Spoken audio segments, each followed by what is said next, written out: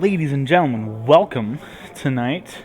If you came here for a regularly scheduled cup stacking session, I'm sorry. We're gonna push that back to another month, another year, sometime. We're gonna shake it up just a little bit tonight. We're gonna do a little bit of painting. So tonight, I thought it'd be fun to do 40K, but do a side game. A game that I love, and I've only got to play once, but I get all the expansions because I love the idea. I love the way it looks to play, and I'm gonna have to probably do this on the little camera. Yeah. But Blackstone Fortress, and this is the escalation expansion. Comes with more heroes, villains, expansion packs. It plays a little bit like Legacy for Blackstone. So once you do things, you can unlock more abilities or tiles and stuff like that. And so I picked out of the box two. I really like all the new characters, but these two are my favorite. She's like an Inquisitor. I thought she was an elf at one. Sorry, not an elf, like a Eldar, but I don't believe she is. I believe she's just an Inquisitor. A really dynamic model. Putting her together had all these really interesting, intricate pieces, and just her sculpt is beautiful. And I've always loved these guys, and now there's one in Blackstone Fortress with its own model and character. I've never ever had a reason to buy. They come in packs of two. I can't really remember the name, but you'd play them as Inquisitors, and so really happy to be painting one now. So yeah, I'm going to be painting these two. Why I picked two is because sometimes with wait times for paints to dry, or just if we're going to do enough content for two videos, then two different models. So yeah, but before we get into that, I was going to go over kind of my idea for the paint scheme. So let's do that. So instead of corn red, I don't want to go too dark. Especially not on this Inquisition lady. So instead we're going to start at a kind of, it's still darker red, almost maroon, but takes out more of that purple and blue and puts just more emphasis on the red, and that's Wazdacker red we're going to start out with. And then we're going to brighten that up with Evil Sun Scarlet, and then do really fine highlight of Wild Rider red.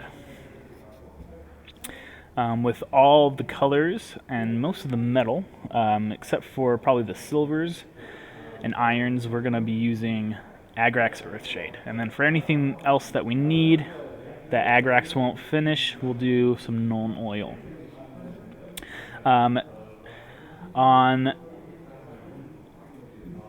I need to figure out her name so I can just say it without saying the Inquisition lady, but on her model, she's got these blue leather gloves and gauntlets, and I really wanted to keep that. And so we're going to do first some Nighthawk Gloom, actually, to bring in some of a transition effect because it's a leather looking.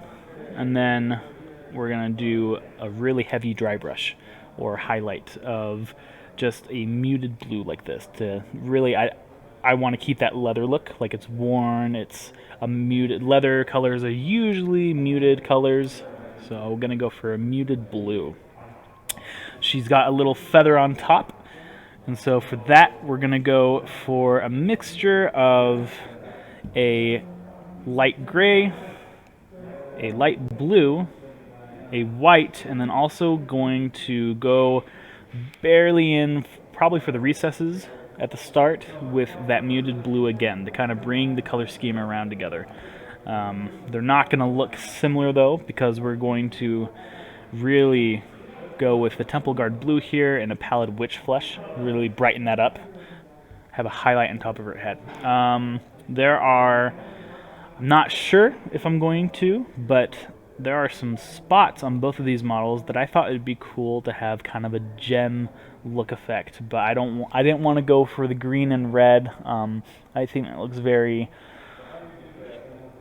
Craft World Eldari looking, so we're gonna go for Soulstone Blue Still haven't figured out exactly what I want to pick out with that, but we will get there. Then, so for probably his cloak, other metal pieces, shoes, stuff like that, we're going to go for just nice Eshin Gray, blacks to get inside recesses or other parts. I didn't see any pouches, any pockets, any holsters or anything like that, but if we find a reason to use this brown, I always love putting brown on models. I think brown's a great medium between lots of colors that you want to combine together. Runefang Steel and Lead Belcher, classic for metal gun bits, hoses, wires, shield, sword. Balthasar Gold, because these are Inquisition models, and to be as accurate and steampunky as the Inquisition sometimes is, we're going to be using some Balthasar Gold, highlighting with Runefang. I picked this kind of bone color for, she's got her cape dress outfit, has some hanging leather or cloth parts. It was pretty bright on the box art. I'm just going to kind of follow that. And then, again, not sure completely yet, but I haven't used purple in a long time, and I'm kind of feeling the purple itch. So we're going to see where we can put that. From the get-go, our shielded knight brother, if I may address him as such, is going to be a lot easier to paint. Very simplistic paint scheme compared to our lady over here. So I think we're going to just focus on this model, and in between, if we're waiting for things to dry or whatnot, we'll touch him up. But we'll most likely focus on him later in the night if we get to a kind of stopping point with her. And if you are joining in tonight on our Twitch stream, jump over to our Discord to chat with me. I have our Discord stream chat open and ready to respond to you guys whenever. So let's jump into this. I think what we're probably going to do is we are going to get these parts painted first, kind of on her legs, probably her arms, and then we'll do her cape towards last with the flaps going down. So to start off, let's get this muted blue. I'm using Altadorf Guard Blue. And we're going to use I'm using a small dry brush. I really don't ever use it as a dry brush. It's so small, and I find thickly bristled for this particular brand, that I just use it as a small layer or small base brush. Per usual, got my 2 cups next to me, one for my metallics, one for my non-metallics. Don't want to mix those together. And unlike Evan Fashion, we're actually going to mix this paint to a nice, healthy, and good medium, probably right there. Not going to have it watered down towards the levels I usually like. Yeah, no, I love Blackstone Fortress. I was talking to my friend Miguel. He was on our stream last week, and I know it's really fun, special, however you want to think about it, that I love 40K models, and it just also happens to be that the games are good too. It's like a win-win. So I love painting, I love the models, I think they're dynamic, and the games are playable. Not only playable, but fun to play.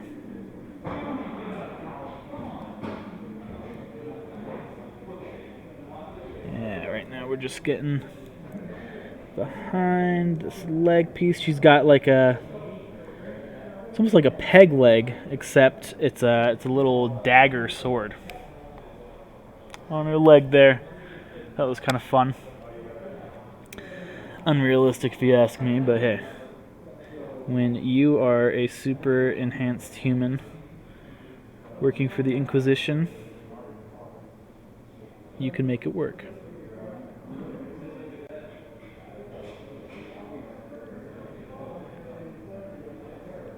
Got lots of games I need to play.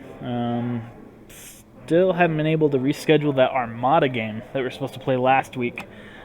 I'm super anticipating playing.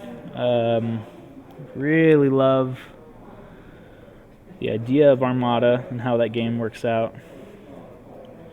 So we'll get that playing soon. But at the moment, looks like we're just going to be focusing on probably Warhammer stuff, especially with the Crusade going on, and us wanting to start up the Path to Glory campaign again.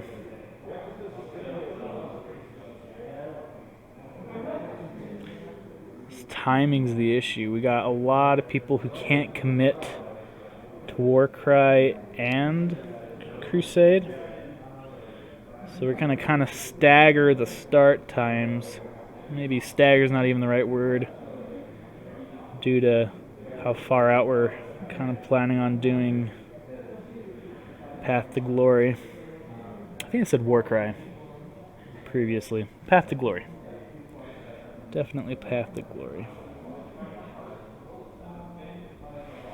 Although Warcry looks fun. I've never played Warcry. I've always wanted to play Necromunda. I think Necromunda looks really fun.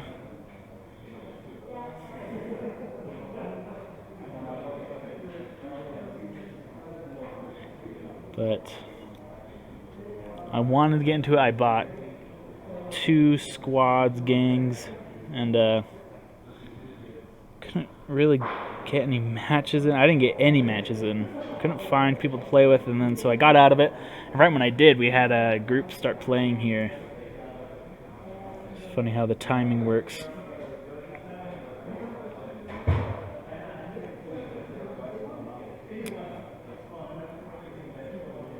I never thought I would be more of a miniature war gamer than a Magic player. I started playing Magic when I was 13. Me and my younger brother, what happened was we had some Xbox game, I can't remember what it was, but they had like a little advertisement promo card pop out, and it was a Warcraft card for, I guess, a Warcraft game, I don't know. And we didn't know what it was, and so we brought it to our older brother, and with excitement, he was like, "Oh my gosh, is that a Magic card?" And took it, and I was like, "Oh no, never mind." And we're like, "What's a Magic card?" And he explained that he used to play this game kind of lightly with his friends. Magic card game. It's like Pokemon for adults, is how he explained it. And he's like, "I wonder if they ever came out with a digital game." And so we looked up on our Xbox at the time. Sure enough, they had some game. It was like cards from Shards of Alara and M10. It was like the first Xbox Planeswalker deck builder and we played the crap out of that. We loved that. Me and my younger brother Jeff, and eventually it didn't really click with us. I don't remember exactly what happened, but eventually we realized, like, oh, this is, I think one of us was like, why is it cards? Like, this is a video game. Like, why are we playing with cards? Why isn't it just animating monsters out in the field? And our brother was like, well, because it's off a card game. And I think then it clicked in our heads. We're like, oh, this is a card game. Like, we're really liking this video game. So we went to our local game store. It might have been Dragon's Key. It might have been Blackfire. Yeah, I think it was Blackfire. When Blackfire, before they moved to their location by Purple Turtle. And we got 2 starter decks. And we were going on like a little mini vacation, brought them with us, and we just played like on the road, set up something in the car, played in the hotel room, and that is where it started. And we just started buying booster packs and singles, and we got our 2 older brothers back into it for at least a little bit. And yeah, ever since I was 13, it's just we played and found friends from junior high school that would play with us and became lifelong friends, and just kind of went from there. And I remember always enjoying and loving the idea of playing Warhammer, and that's just not in the budget of a 15, 16-year-old teenager. And so my friends weren't really interested. And my 2 older brothers had gotten out of it at some point. I don't remember when.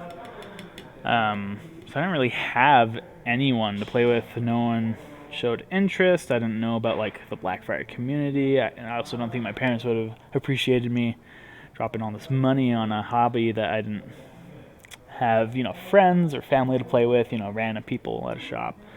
So I didn't actually get my first army until about 4 years ago, really.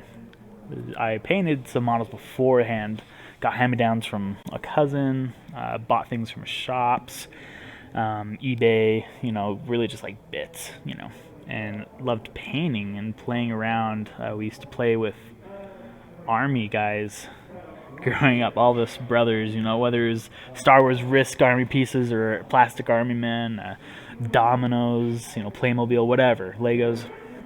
Loved miniatures, just loved minis all the time. Just grew up building Legos all the time, playing with these little army guys, and so it was just a natural fit for me when I first got into Warhammer. Playing, I read the lore forever, but playing just really a nice fit for me to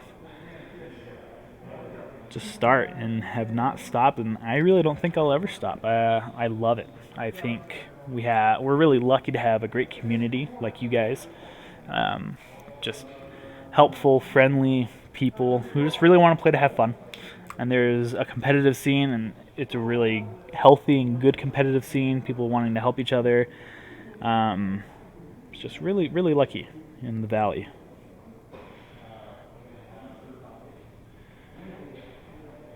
And we're really lucky at Game Grid to have you guys.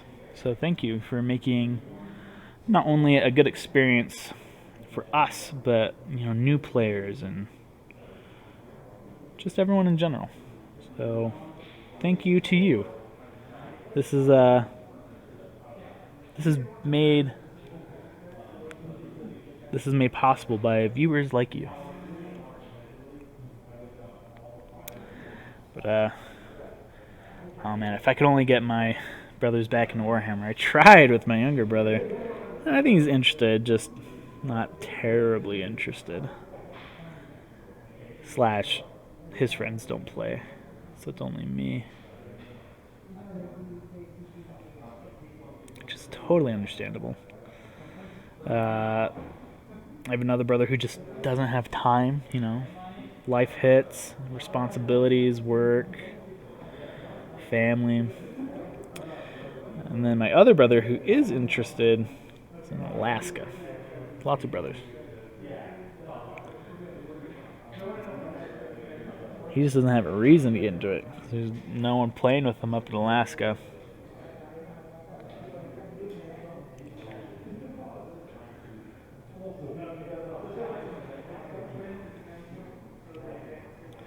Oh man, I love this model.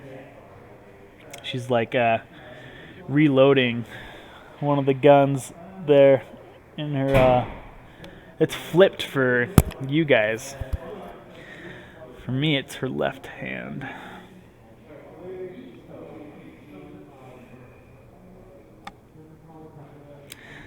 Kind of using the box out here. Just kind of get an idea.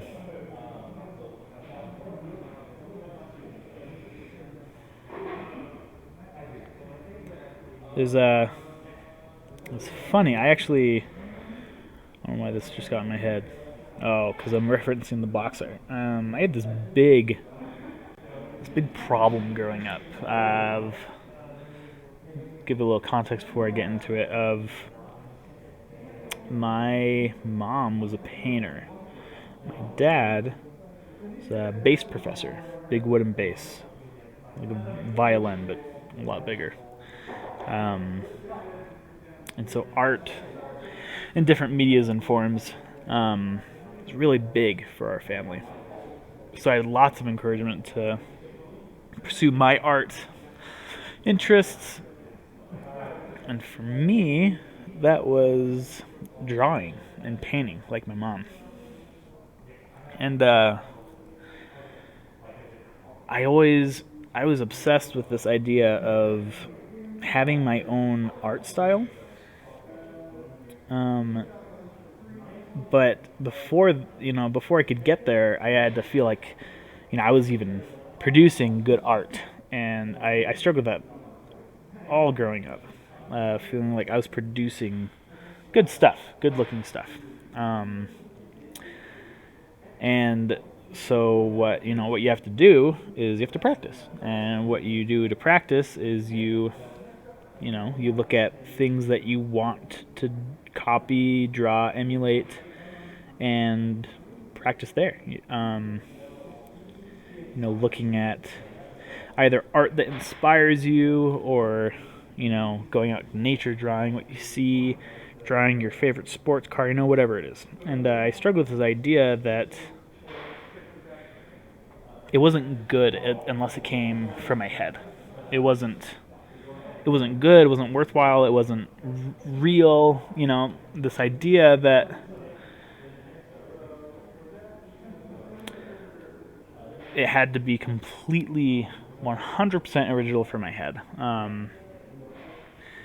And yet, kind of being a hypocrite to myself, if I drew, a bear with, a ninja mask on, and the katana's on his back, or I don't know, something like that. That was mine and that was cool, right? But I'd reference like a bear picture art online, and I'd tweak it a little bit so that, I wasn't plagiarizing, that type of idea. And, but I was just always, I had my favorite artists, even to this day. Jamie Jones, just really, really always have been inspired by Jamie Jones, ever since I saw Progenitus from MTG and Earl the Mistwalker from MTG. He drew both of those, and I loved those cards. I loved them so much. And so I really fell in love with Jamie Jones, and found his website and had all this cool art. Eventually he posted a lot of like concept art and stuff like that, and eventually he got hired on by like Bungie Studios to do some Halo stuff, and he did art for like Rise of the Planet of the Apes. And for me, it was just a dream to paint the way that Jamie Jones did. And yeah, it wasn't enough for me to feel like my art was somewhat close, because it wasn't mine, or I felt like I was cheating, if I was sampling from art pieces and changing it, trying to mess with it, see how they did it, stuff like that, paint along with Bob Ross, and eventually my dad, thanks to my dad, he kind of sat me down one time, because he really saw I was struggling with this and feeling like I was creating anything good, worthwhile, that I felt like I was cheating and I wasn't getting anywhere. And I drew something really, I drew this. Oh man, what did I draw? I forget. I don't remember exactly what it was, but it turned out really nice, and it was a character of some sorts, and it was heavily inspired by um, Ripley Scott's Alien, not the Alien, but that art style, and so I guess what's his name, HG? No, anyways, um, and I threw it away, and my dad taught me and let me know. Sorry, I'm putting on this nice base coat. I've been slowly and really carefully trying to put the silver in the guns on the blade down here and let that blue dry a lot more. I really don't want to smudge that blue with the next coat that I'm going to put down, but so I'm going to put just the red on the cape, going out of order of what I said. That's totally fine. And so essentially his lesson was, he asked, like, how do you get good at piano? And I was like, well, you practice. He's like, yeah, but what do you practice? And I was like, I don't know, the intro books they give you. He's like, okay, well, like, what's in the intro books? And I was like, I'm lost. Like, I don't know what you're trying to say. And he's like, essentially, it's this. Everyone starts with, Twinkle, Twinkle, Little Star. Violin, piano, and then you move up and you learn this song. And then you move up and you learn this song. And you move up and you learn this song. And the way to practice, there are people who do practice and they don't, they dink around the piano, make their own stuff. But generally, you practice by copying what other people have done at the beginning. You learn Twinkle Twinkle Little Star. You memorize, John Schmidt's Waterfall, stuff like that. And he even went further to say there are, like, Hans Zimmer has such a feel, a taste, if you will, to his music. I got a little red on the front there. Shouldn't be too bad. And there's a lot of people who have similar music styles, and people who like what Hans Zimmer is doing and practice and try to make their own version, their own sound, their own tone that's inspired by Hans Zimmer, and that's okay. Everyone has to start from this kind of ground base, and a lot of the times, at least for me, I was heavily, I don't know what it was. I don't know if there's something going on in schools during the time I was growing up, but it was just like every English class, anything, it was just like we had to sign agreements that we weren't going to plagiarize, And it was just beat into my head that, like, plagiarism is bad, and it is bad. It's really bad. No plagiarizing. But it was like this overdone fear for me to feel like I had to have everything be completely fresh and new for my head, which is unrealistic because, we're heavily inspired by the things we see, so nothing's really original, I'd argue. But I digress. That the point is, it's okay to practice having your things sound, look, feel, or appreciate like your favorite creators, your favorite artists, streamers, anything, whether it's woodwork, music, paints, sculpting, business plans, if you're going to run your company a lot of the way that this other company works and you like the way that their company works and how their customer service is handled, stuff like that. It's that's okay, and that's how you start. I would highly, highly doubt that Hans Zimmer woke up one day and was like, I'm going to make music. Started just pounding stuff out on his piano and came up with all these, wonderful songs that we hear in, these Christian Nolan movies. But, it took practice. He learned the basics, and then he probably had people that inspired him and emulated those sounds. And that's just kind of how creativity works. It's all about, I think, especially in our modern world, it's very much about getting ahead of the other person. It's about competition. It's about, me before the consumer. And, there's such a negative stereotype lately with teaching people everything you know. The trope in movies is, I taught him everything I knew, but not everything, We're like, do you thought I'd teach you everything I knew so you could beat me in this kung fu fight? I don't know what I'm saying. But the point I'm making is it's okay.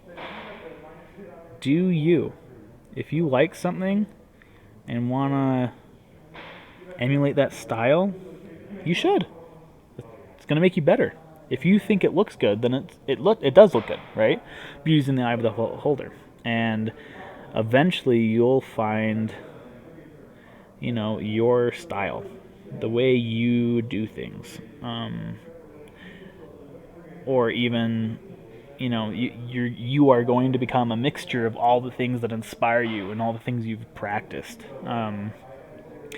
Like my music taste, and I've grown to like some of my own stuff for sure, but my music taste is, if not, 99%, 90% of what I listen to is what my brothers listen to, and my sister, and my dad, and my mom, my friends,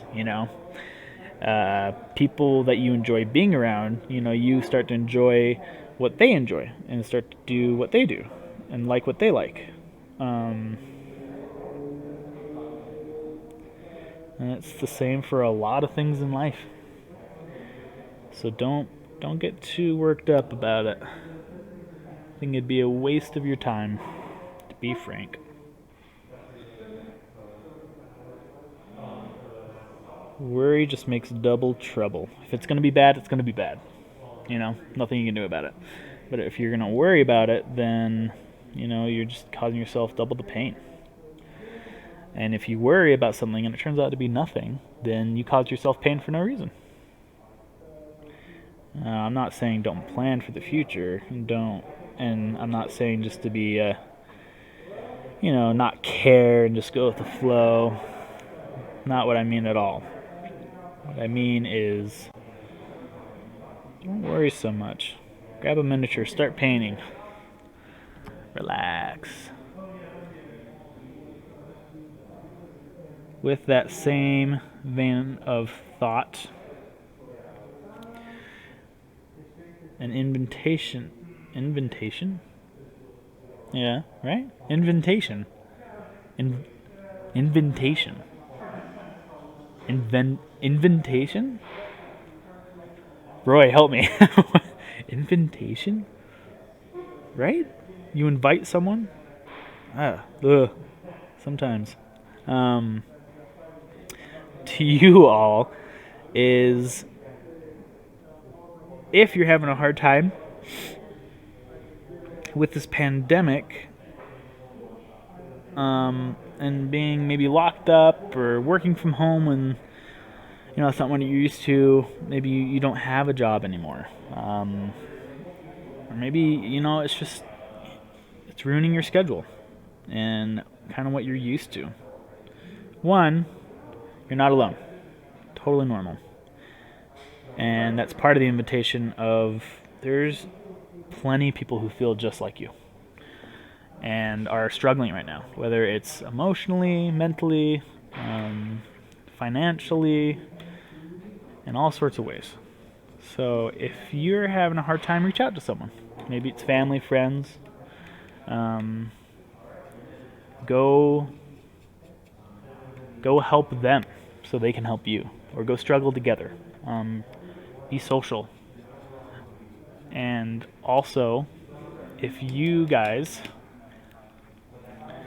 anyone would like to join a stream, whether it's for a paint night, whether it's for a game night, miniature wargaming, magic, I think we're gonna kind of stoop away from that me watching modern Discord games. I think what I'm going to turn to is whether it's people in the shop because we have computers set up with cameras, or whether it's from your home if you want to stay home and play and join in. We're going to do commander games. We're going to do modern games where we're actually playing instead of me trying to talk over some other people playing.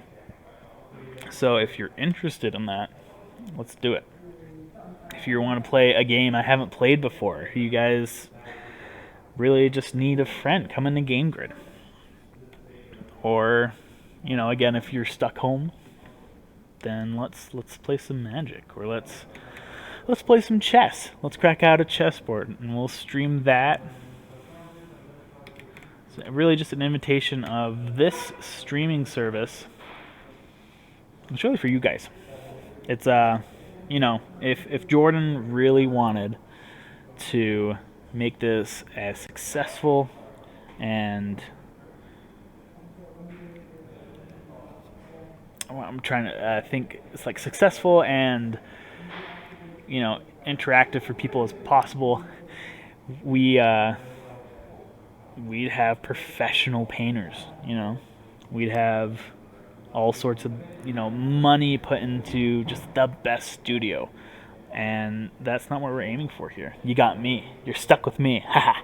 Tuesday through Fridays, and we're just here to have fun. Just here to build a community, be together. We're all just trying together. So, if you're interested, playing the game, chilling out, join on with us. We'd love to have you.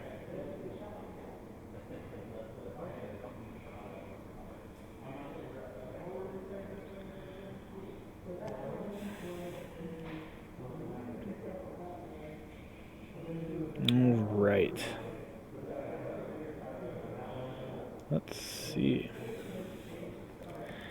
All right, so at the moment I got Miss America. It's kind of what it looks like. But we're gonna really darken up the recesses of that red. And when we highlight with this Wild Rider red, or I like to call it, somewhere around sunset orange, we'll kind of make those two colors go further from each other. But right now we're going to get in with this Night Haunt Gloom, and we're going to put that over our blue leather parts. And she's got these straps around, like a belt, and I do see a little pouch. And she's got kind of an upper arm here. It's got some padding. And then she's got this boot. So with all of those kind of around the body, I think I am going to go in with that brown, mix some leather. This is probably too light of a brown. We're going to go in with, I like Morphine brown. I think Morphine brown is a really nice leather brown. And we'll probably do a light dry brush with the Steel Legion drab. But at the moment, let's get this going. Remember, you plan and then be ready to adapt. Best advice for life. Plan ahead, then be ready to get those plans changed on you. Or altered, rather. Yeah, okay. Beautiful. So, the Night Haunt Gloom is fairly transparent. Nothing compared to like a wash at all. But fairly transparent when put down. So So it's really having some nice natural shades and highlights going on as I put it over this blue. And that is just, honestly, almost exactly the blue I was hoping it would be in my head. So, lucky, lucky.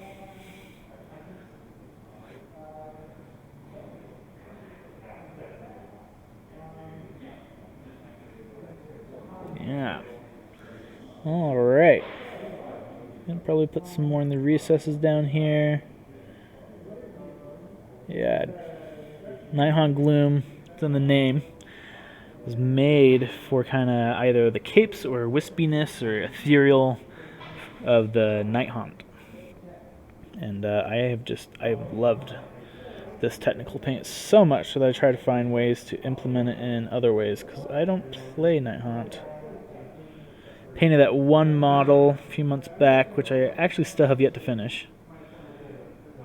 I'm so close. I just need to finish the base and some basic colors. But yeah, just fell in love with this technical color. It's really dynamic. Huh? Have my cousin in the shop right now. Keeps on peeking at me.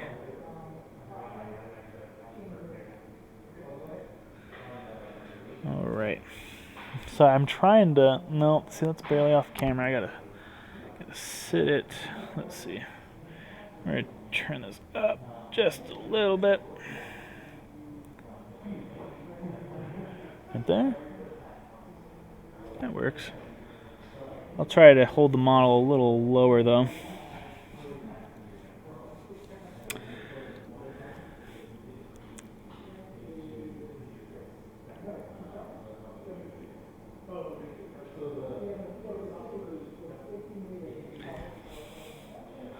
Looks like we got 3 viewers.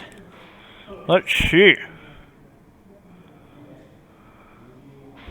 No comments yet on the Discord. Let's see if you guys are talking in the Twitch chat.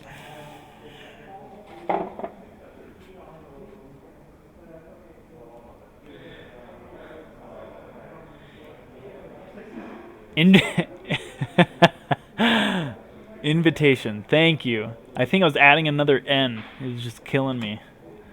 Appreciate that. Serious Dave Stone. Yeah, invitation. Invitation. I'm not gonna try that. I'm not. I had it. We're good. I'm not gonna say it again. But that was a very exciting 10 seconds for you. Thank you for correcting.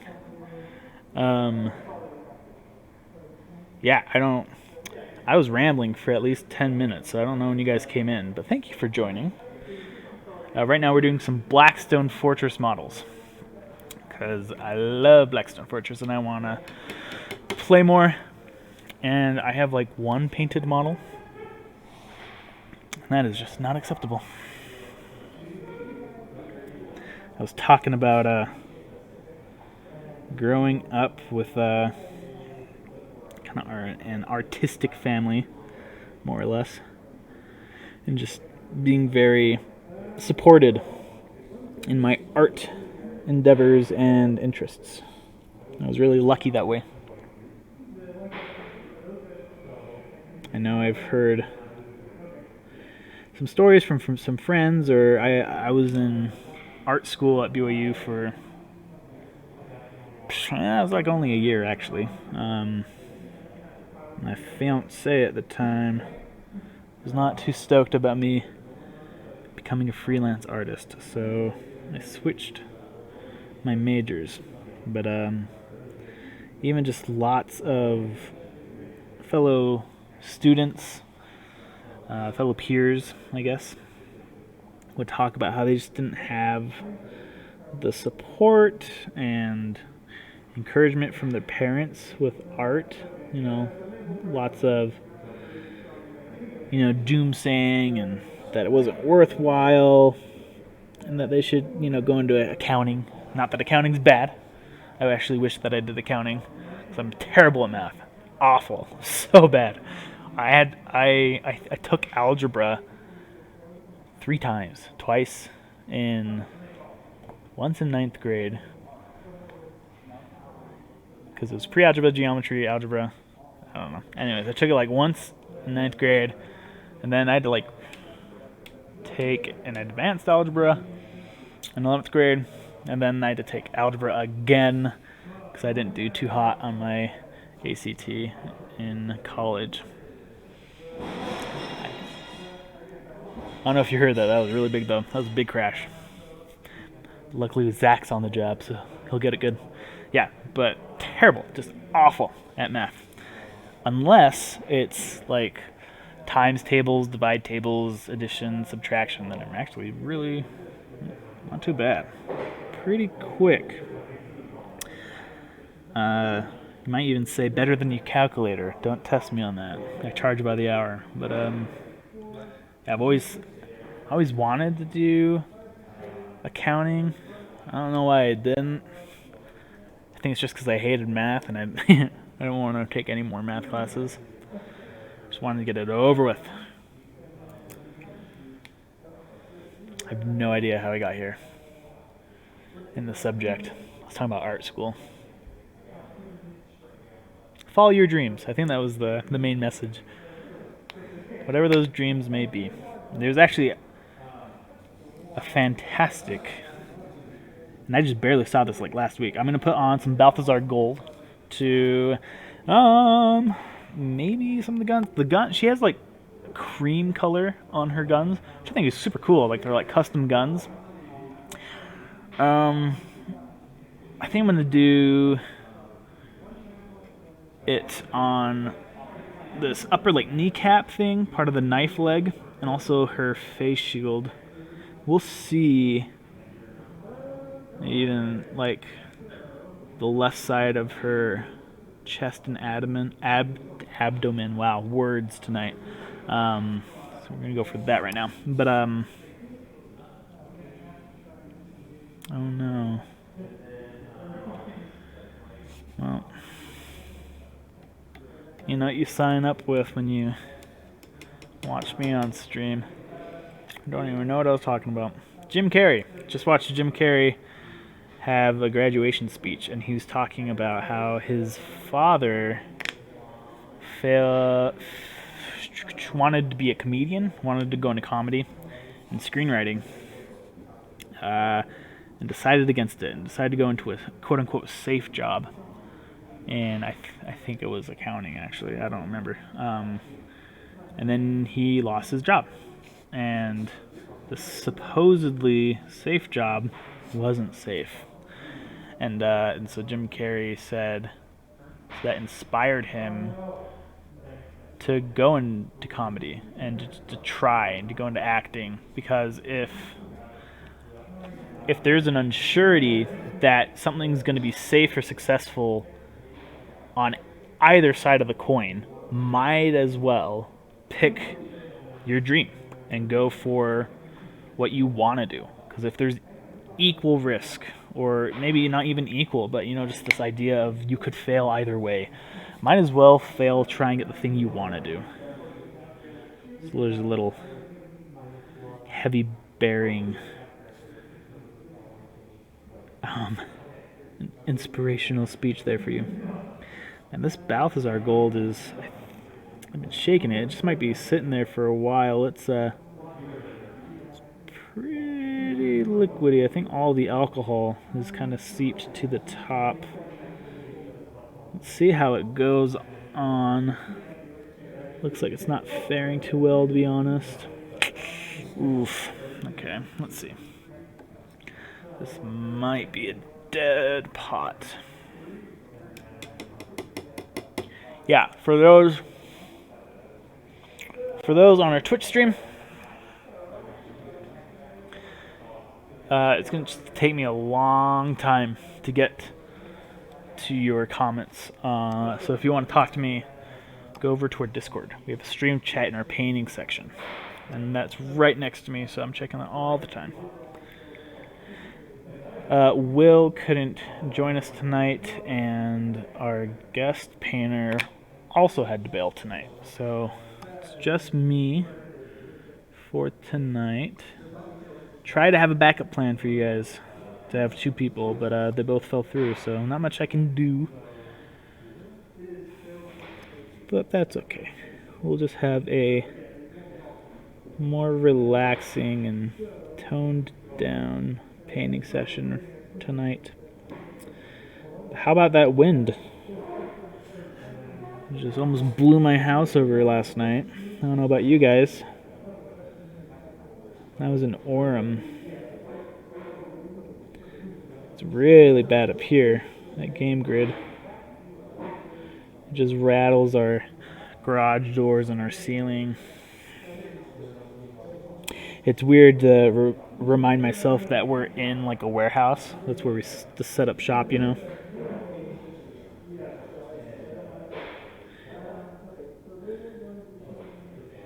And we use our warehouse area as a playroom, which is super cool. But also kind of funny. Alright. Well, it looks like I just can't really water down this Balthazar. Just kind of have to have it from the pot, which is okay. It's doable for now. It is a little darker than I'd like it to be, but I bet we'll fix that with some Runefang steel. So let's put on some paint on this upper chest area.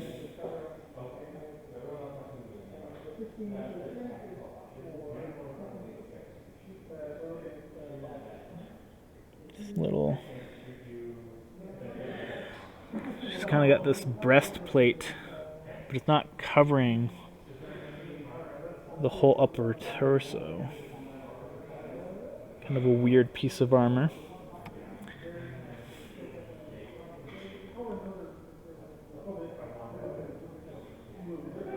But yet again, I am not the Inquisition, so I don't have a whole lot to say.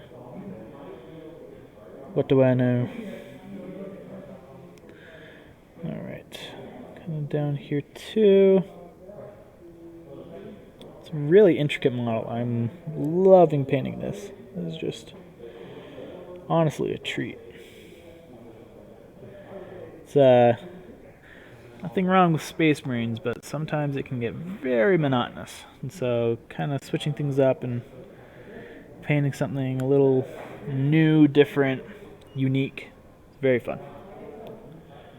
Very, very fun. Okay. Let's paint this upper shoulder plate.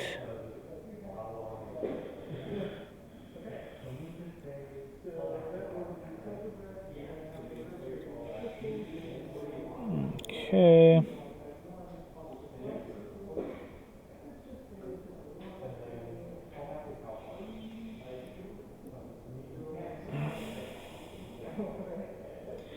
Gotta get under these details and be careful. The bone color that I'm going to be using for the cloth pieces hanging off is not necessarily too translucent, but it's not very opaque. I guess it's the same thing. But if you have a darker color underneath, it really influences that color on top. So I'm trying to be extra careful to avoid spilling over.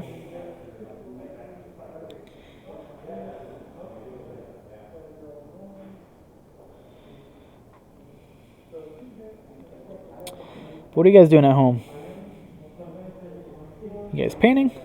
Playing a game? Relaxing from your long day of work? What you got going on? Tell me. Let me know.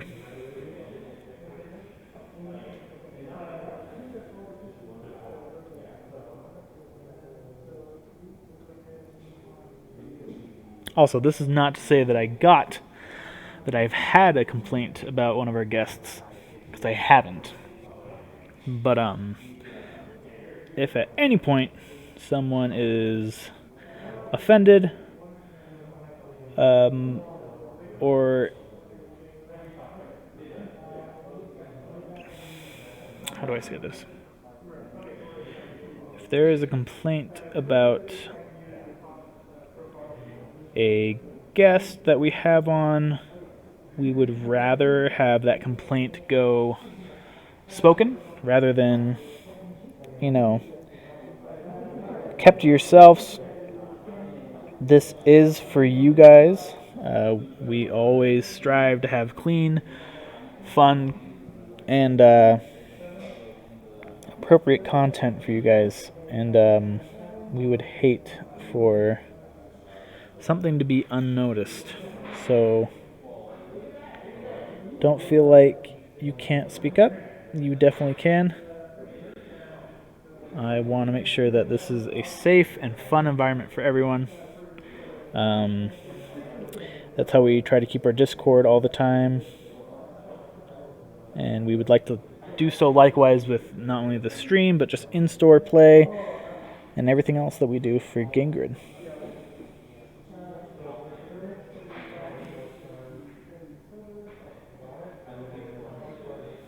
Alright. I'm going to wash out my brush real quick. And then I'll kind of show you up close where we're at. So like we got 15 minutes until our break. And we'll be back at 9. I haven't touched this other Inquisitor model at all. So I don't know if we will. I might for, the second part. But I've really been enjoying this model. I haven't even done any fancy stuff, just a lot of base colors. I guess I did get that blue leather turning out nice. Okay. So, yeah, still looking pretty. Oh, you know what it reminds me of? Oh man, the Dexter's Laboratory. They had those spoof parodies about like the Avengers, where it had like the purple Hulk and like the guitar guy with the long hair, eyes covered, and black getup. And then like I can't remember his name, but like the leader had like the gold eagle helmet with the white and blue. He's like a mix between like Thor and Captain America. This is exactly what this looks like to me right now. And I definitely not looking to have this look like the American flag at all. So let's fix that. Let's do the kind of bone-colored cloth pieces next. And then we'll put an Agrax on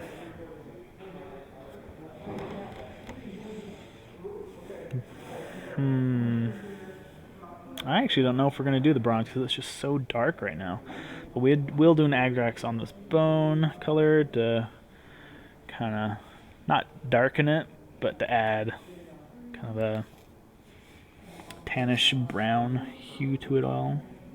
Really change up the color. But we want the base color to not be white. We want to lead into the next color. Represent. Okay. We are getting ready to possibly have some live battle reports for Warhammer, and not in the sense of what we've done in the past where we have, the stationary cameras, but have someone film us as we play and to follow along. So, a moving cameraman, zoom in, zoom out, stuff like that.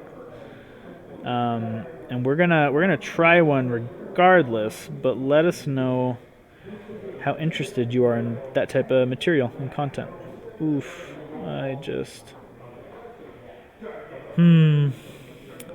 the only thing I don't like about miniature painting is going back and fixing, mistakes of you accidentally going over the paint line. Only gripe I will ever have, and it's not anyone's fault but mine. That's the hard part. Acceptance is the first step.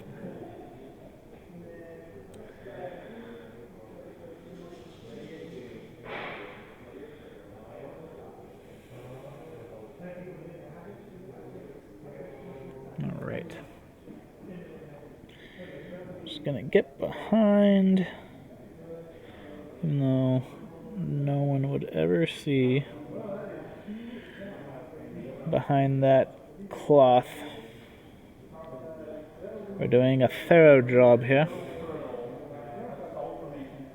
Not skipping any lines. Let's water this down even more. Put on our top layer to really seal in any gaps.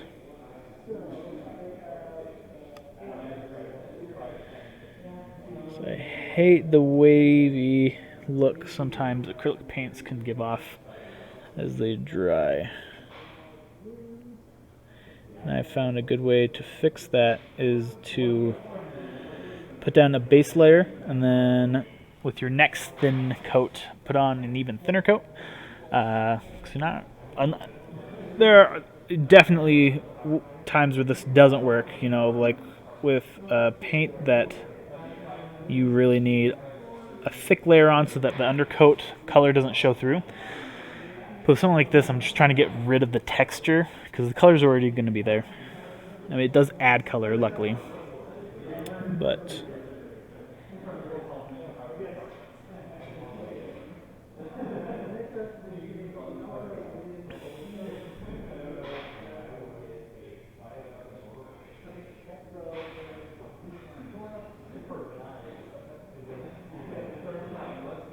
all right.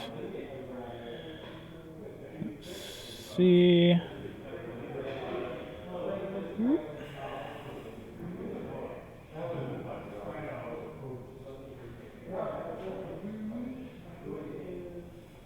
All right. Clean off this brush. Kind of address where we're at with the model and see where we're going to go next. Never rush into the next step or color if you're not 100% sure. Also, don't eat paint. It's not tasty. Okay. Yeah. So this is kind of where we're at. I don't know if the camera's going to pick up the difference between that bone. It's a pretty bright bone color and the white we got placed down. I think probably something that we got to do next and real quick is I'm going to actually get out kind of a, I was going to say a brush. Can't think of the name. An application brush, little poofier, I guess is where my mind was going. And really get all these kind of the wires and the servitor heads in the background just painted up so it's not messing up our paint scheme. Because your eyes do a lot of tricks and blending for you. And so if you have a lot of bright or dark, blacks and whites around your model that are unpainted, we talked about this last time, where one, it just makes you feel like your model's not getting finished or done, and it's not getting near being finished. Areas don't look finished because there are untouched areas, but also just we don't want these bone areas that we're painting to look white. We want the bone to show out so that we don't overdo it, because it is a bone color. But if our eyes are telling us that it's not, and we go further than we need to with the color and we ruin it, it's not what we want. So we're just going to put a base of silver here to get rid of that competing contrast of the bright colors.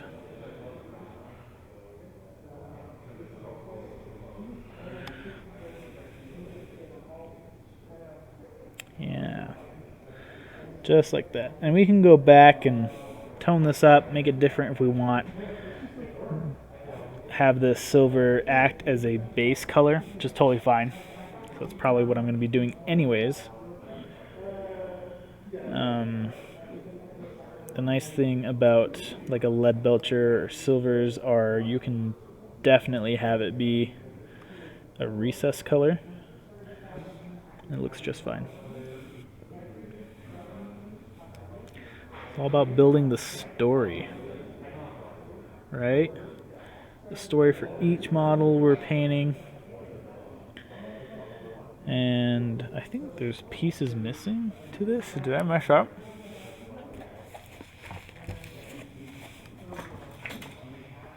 I built these like... Nope, that's how it is. I was just looking at these wires up here with like, they're flat. Looks like there's something missing, but that's how it's supposed to be. Yeah, I built these like 30 minutes before the stream started. Because I was just going to keep on painting my granites, but I think it just is more fun for viewers if we just have new stuff all the time. You know? I think part 1s and part 2s are awesome fun, but I think it's really nice to come to a channel and feel like there's always new content to watch. Especially if you don't like the model or paint scheme that a channel's doing, you know, then as long as they're working on that model, it's a boring video stream for you. So I think it's just gonna be better for you to keep on switching it up. Shake it up. I'm glad that we aren't monetized, because we would get demonetized with all my singing. Shake it up.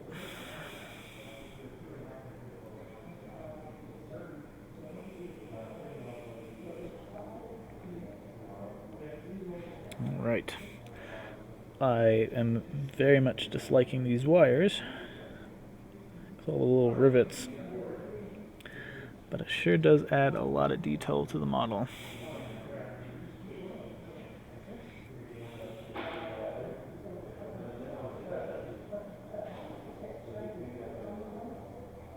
Alright. Might as well just go and paint all of these, because I am going to have them be a majority of silver.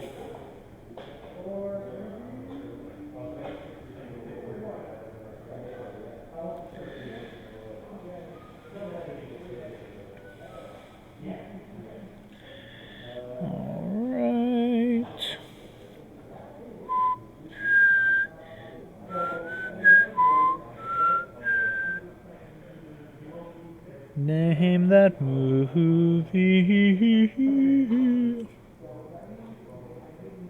No cheating. I'll give you a hint.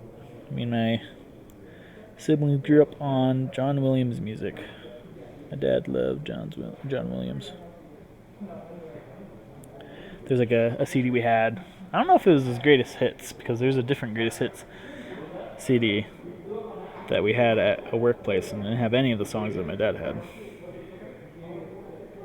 It was like a mix of all these, you know, great one-offs from multiple different movies. And nope, our friend. I was gonna say that I'm not a huge fan of John Williams, but I am. But I'm not. I have opinions.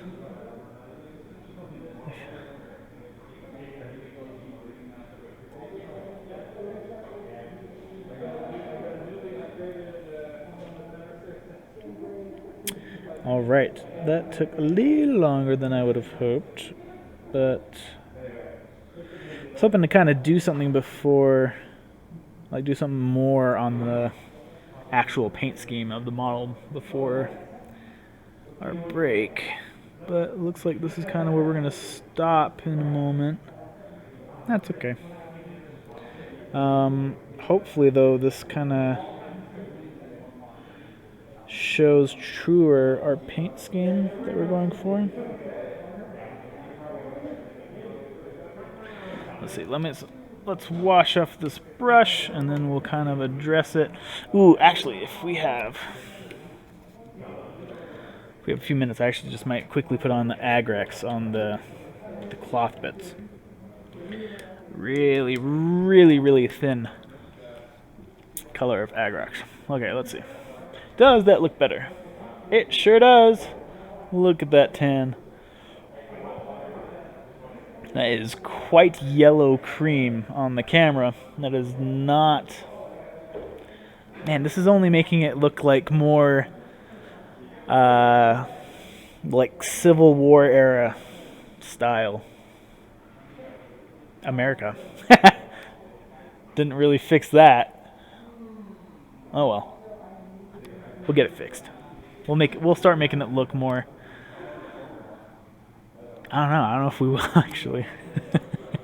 Maybe I just gotta do that blue just darker. I think that's probably what's going on. Or even the red darker. I haven't hit the red with any shade yet. I probably could do an Agrax shade on the red, and I will because I like that idea. Yes, we're going to do that. But we're out of time for this session. We'll be back at 9 if you guys want to tune back in for our second half of the session tonight. But for now, this is kind of where we're at. And it was a good one. I love this model. I can't wait for it to be done.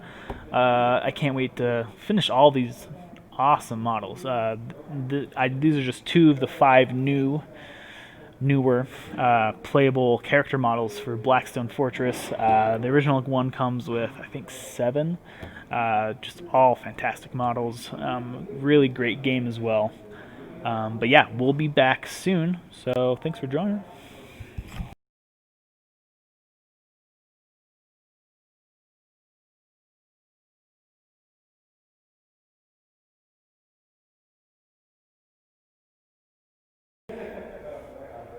Okay, that works. That works for now. We're gonna have a little worse quality camera. The nice iPhone camera that I had was plugged in to be charging, but I guess the extension cord is a dud. So we will be using a different camera for now. Let's just clean this up a little bit.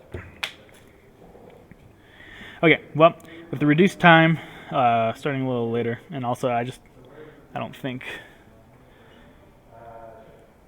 don't know if I'll get back to these Blackstone Fortress guys for a little bit, so I think we're just gonna continue on with our female Inquisitor lady.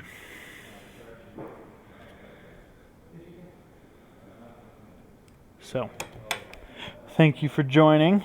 Let's see. Looks so cool. Oh, thank you, Serious Dave. Come back anytime, and if you want to join, let us know. Sweet, but we're just gonna kind of jump back in. I think before we do the Agrax, let's just finish like the brown. Use the morphing brown for the leg, and also kind of there's some parts where I'm gonna have to do a little more of that tan color. You know what? I actually don't know if I want to do morphing brown. I am probably gonna go darker, just because that bronze is pretty dark. So we'll go with some dryad bark, actually, for her boot. But yeah, before we get with the Agrax, we're gonna some of the tan shoulder, the red's showing through, and that's not picking it up at all. But we're just gonna clean that up a little bit, and then we will get to putting an Agrax shade and just kind of blasting it all over the model. Not all over, definitely not on the blue. We'll avoid the silver as well, and the feathers and the helmet and etc. But yeah, we're also gonna put it on her boot. And now that we're using a dryad bark, which is a very dark brown, we're going to have to dry brush the bark first and then go in with our agrax. So we got a few steps before we shade, but I'm glad that we're taking our time. And that is a good policy in life. Make sure something's done well, not done fast.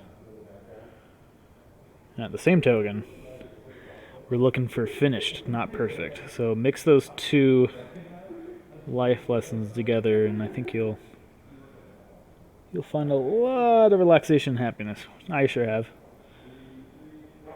Kind of makes things more manageable, especially as you get older. And I mean, like, I'm one to talk. I'm still in my 20s, so I don't want to talk like I've all wisdom. But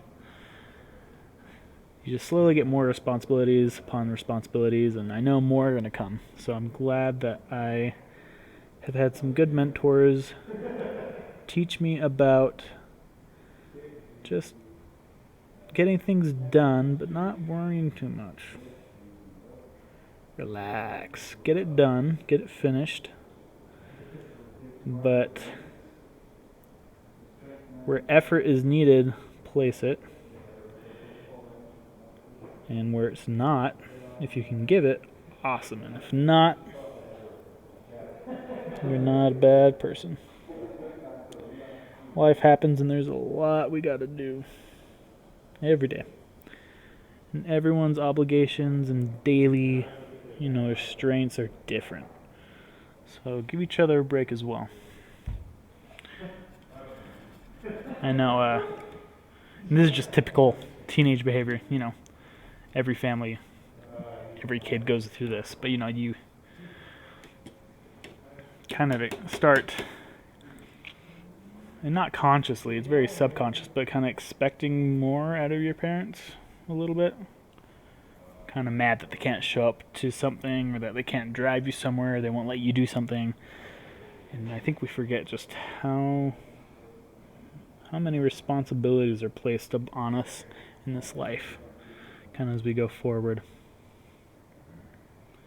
Just give each other a break. We're all just kind of battling through this together.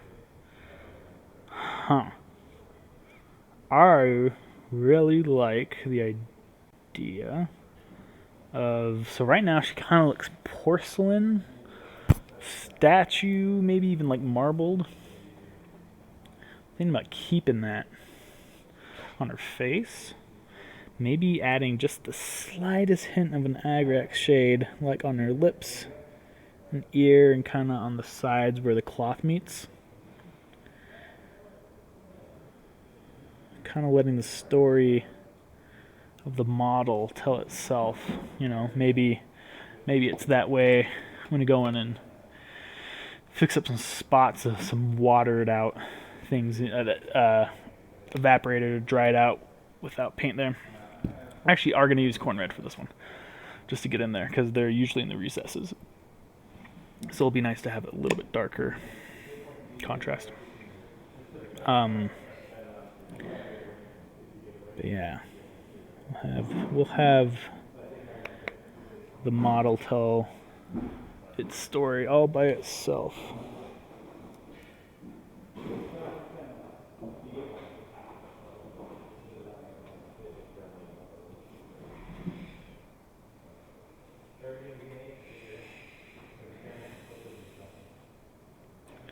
It's getting there all careful and nice.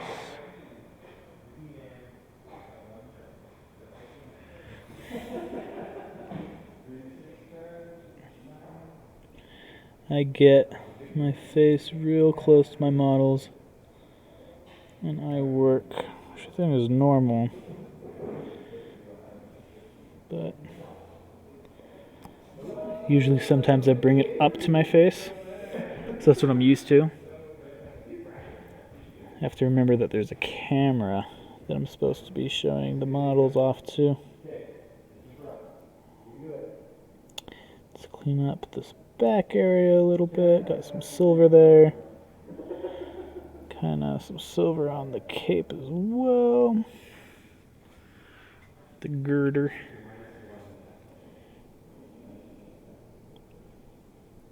Some scratching. It's also another reason why it's sometimes, if not all the time, a really good idea to do a second layer, just because paint can scratch off and you really want to solidify those colors and those layers that you've placed.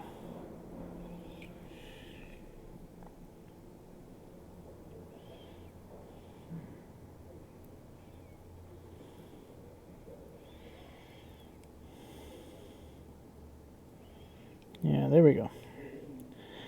Okay, for the most part, we've fixed up. Let's water this down just a little more. Evaporating. And we're going for a shade effect here. There's some uneven reds, so gonna come in here and kind of put down a base red color over all of this to blend it together. We don't want too much variation. Perfect.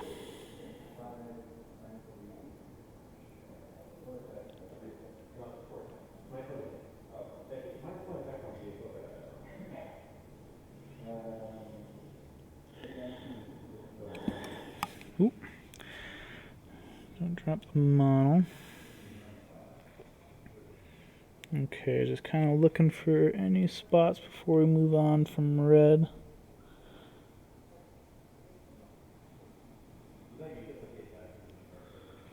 Awesome. Okay.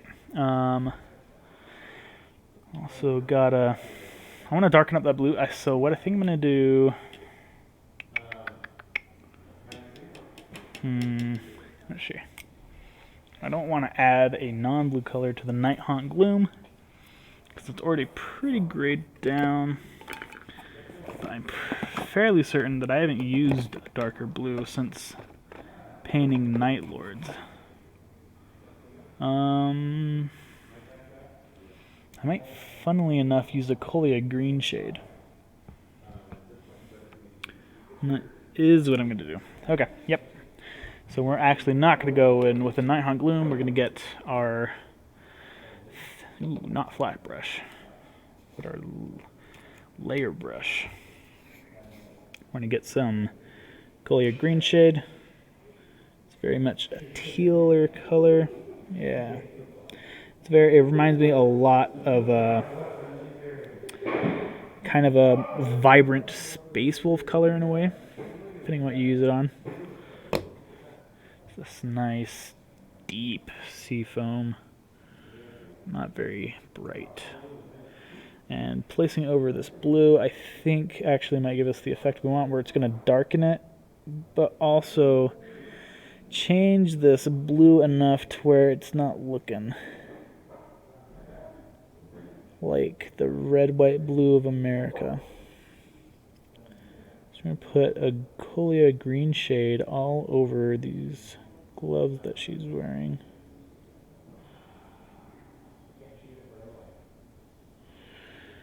Yeah.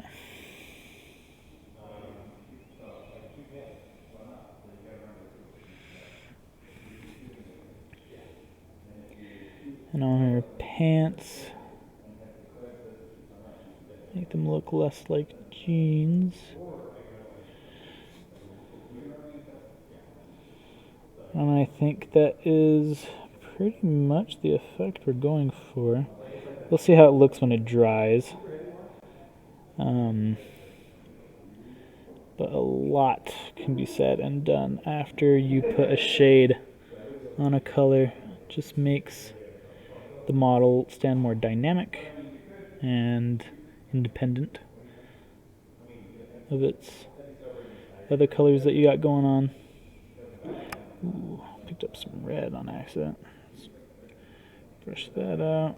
Let's get that. Perfect.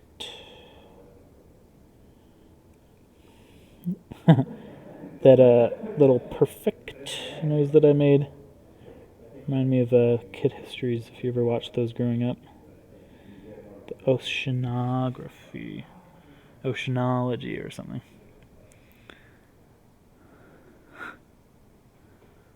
Those are funny.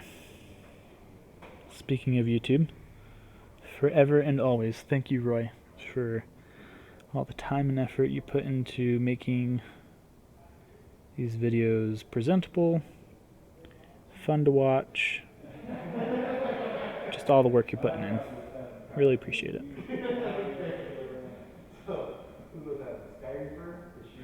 Making me look good, Roy. There we go, that's nice and dark. We're actually gonna add just a little more shade in like the recesses where like the leg touches the cape or the boot. Yeah. Okay.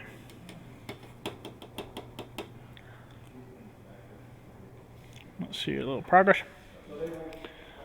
Ooh, I really wish that we had that camera. I keep on forgetting that this is the not. Ooh, it's kind of focusing.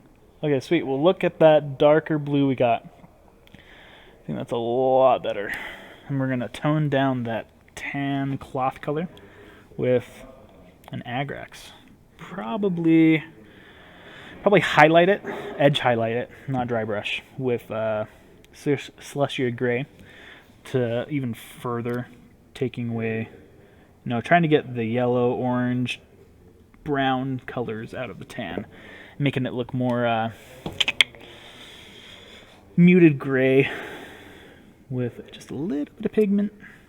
I'm not going for white, especially if I'm gonna kind of leave her.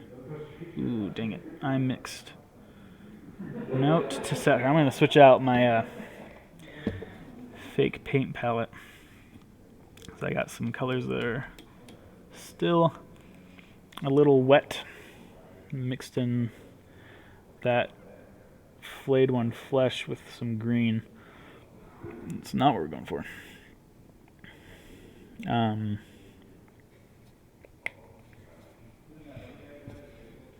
But yeah, if I'm gonna keep her face marble white, then we definitely don't want it to look anything near or akin to her cloth.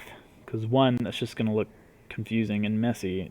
Two, it's gonna ruin the effect, or it's gonna make it look like her face hasn't been like any attention paid to it at all. And it will look like a mistake more than a stylized choice. So I go in here, fix up all these corners. Okay, she's also got this, ooh, what is that? Okay, she's also got this cloth. This is like bandana or the upper shirt kind of bunching up on the back of her neck. So we're also going to make that. Probably, we're going to continue with the dryad bark. And kind of make it like an underlayer. I might change that. I might go back with the blue that we've created. But I also don't want it to look like a onesie, since we're starting down here, and then if I do the same color up there, it might look like a onesie she's wearing underneath. Like maybe it's a jumpsuit, that wouldn't be bad. We'll figure it out.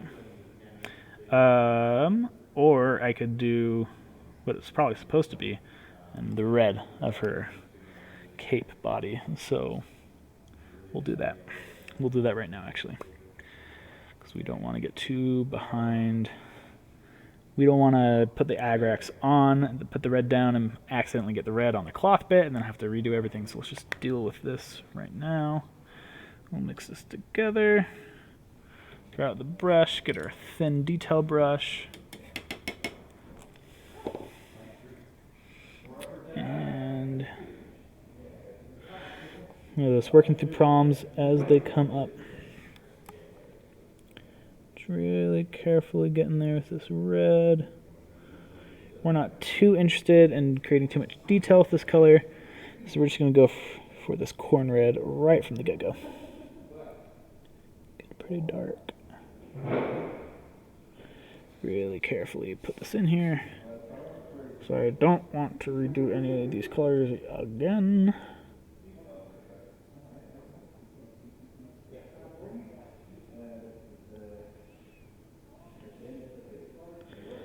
I'm really glad that I figured out. Took a moment to realize that that was part of the same cloth piece instead of messing up the consistency of this paint scheme.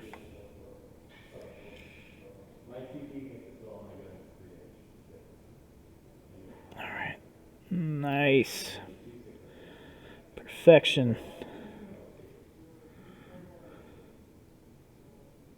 Just in case you guys are wondering. Okay, so got that out of the way. I think we're going to the Agrax, if I'm not mistaken. Yeah, because we're gonna leave.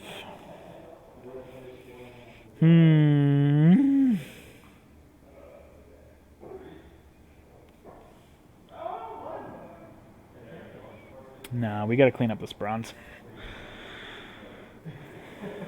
That's what most of my painting turns out to be, is just kind of going back and fixing little spots, which is totally fine. It's normal. Or at least I hope it's normal. The nice thing about the bronze is that it is, like it was earlier, kind of getting separated, so we don't need to get it watered down too much at all. Just gonna go in here, and these bronze spots, clean up this kneecap from the blue that we were doing.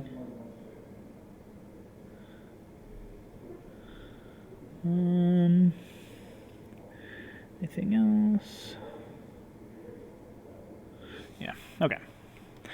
So, now, finally, the moment we've all been waiting for. A very light touch of Agrax Earthshade upon the tan, and I think we're just going to do a watered down Agrax Earthshade in the recesses of the cape here. I think that is what's going to be best.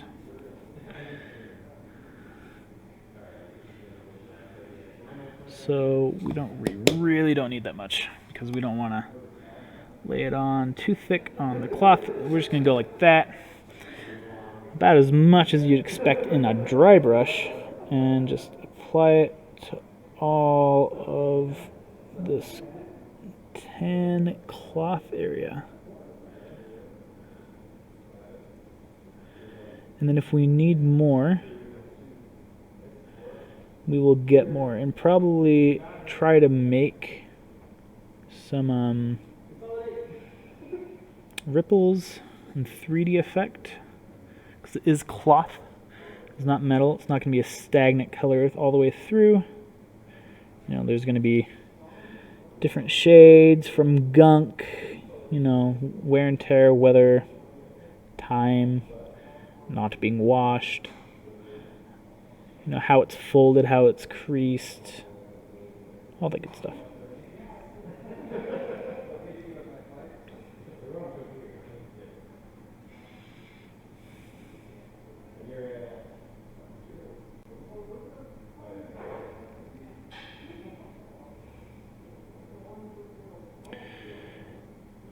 Awesome. So I'm going to pull it a little more. And need to get some of this out. I had a little too much over there. Sweet. Okay. I'm going to let it pool just a little bit more in the middle of the cloth pieces. Let the edges be raised up and kind of a more natural version of the tan color that we had before. Awesome. Perfection.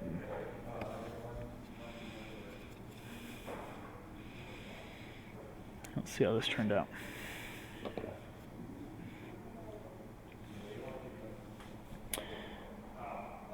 Too close. There you go.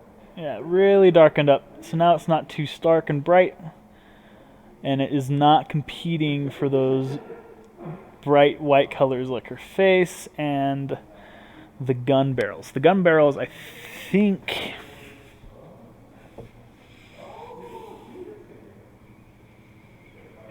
the gun barrels, I actually am going to use the same cloth color, but I'm not going to use an agrax on it.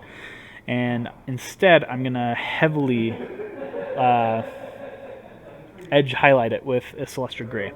And we're not going to put Celestial Gray on the cloth like you said we were going to do. And that's going to come out to like the creamy porcelain color that it's showing on the box art.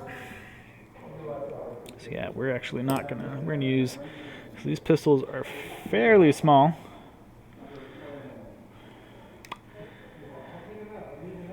Use this flayed one flesh.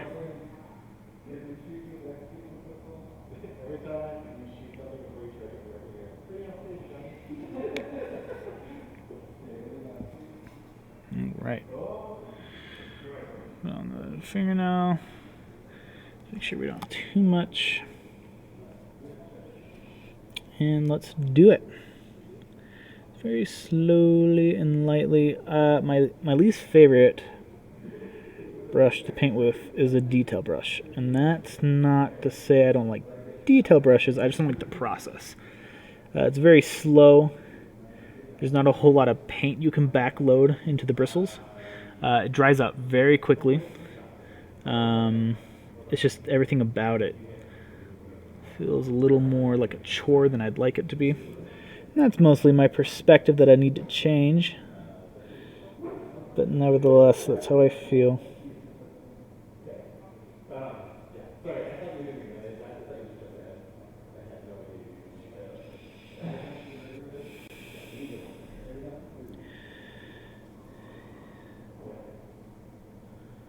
Yeah. It's going to be looking a lot like the cloth that we got going on for a bit here.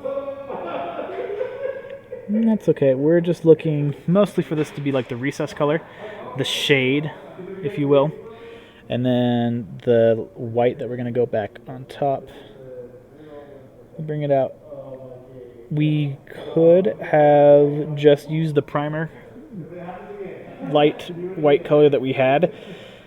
I just didn't want to put an agrax on it and make it brown, a little too brown than I'd like, and I didn't want to put a Nolan oil, so I just don't like the way that turns out.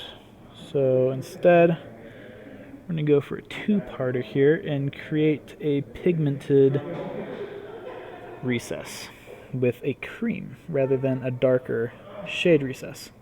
Because sometimes that can be a downside to primers or shades, is it's always a dark color, which, you know, is almost always what you do want.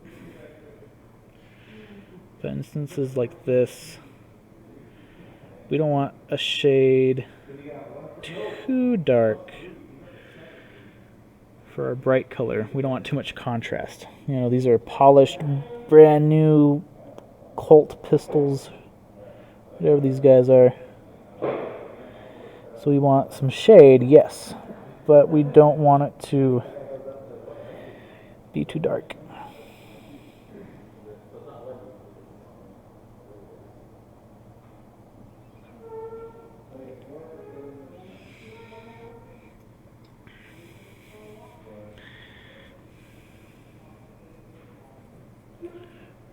Spread that around. It's really watered down. Don't think it's going to be too big of a problem.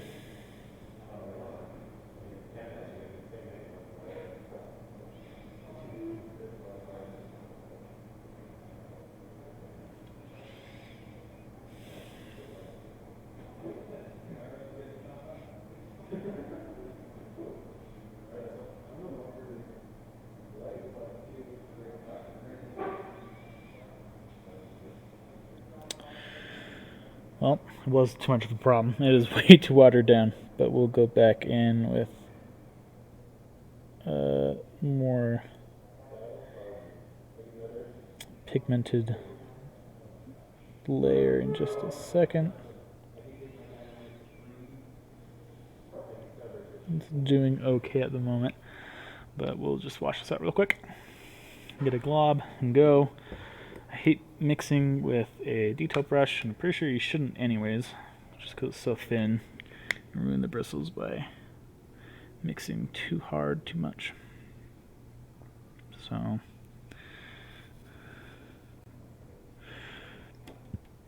yeah, perfect. Okay. Go in and finish this pistol,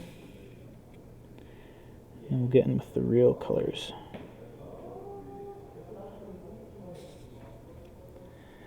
Sometimes we gotta make things uglier to get them looking good. That is not necessarily a lesson that transfers over to life. I don't know.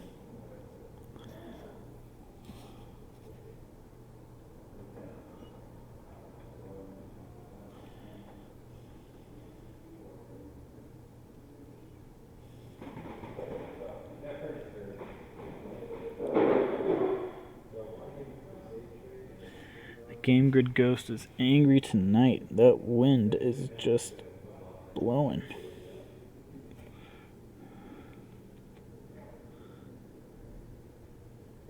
I used to really not like wind, and then I don't know, something changed, and I really enjoy it now. I mean, strong winds are always annoying, but I really like the sound of wind at night. Lightly blowing in through my window, kind of gently putting me to sleep. It's like it's there just to say hello.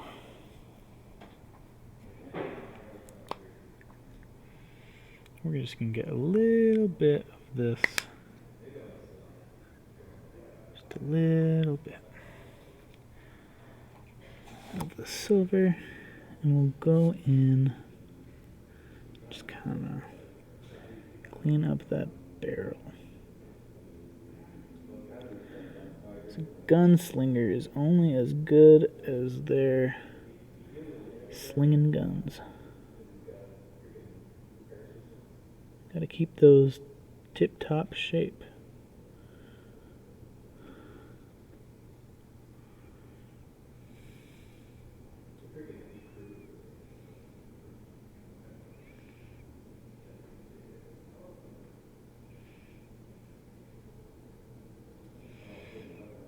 I always wanted to be a cowboy when I grew up. As a little kid, wanted to be a cowboy. Go exploring, taking care of bad guys.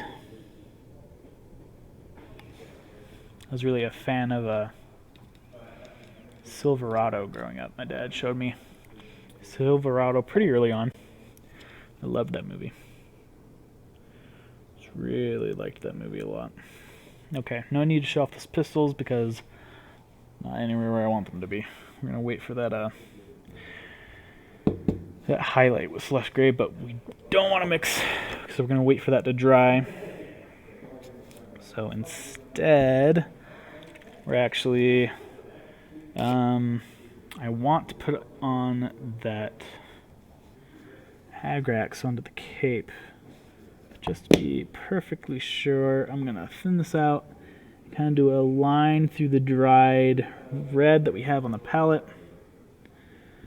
kind of test it, and it's a go. I like it. Let's do it. So thin it out. So not too much pulling. And just in the recesses.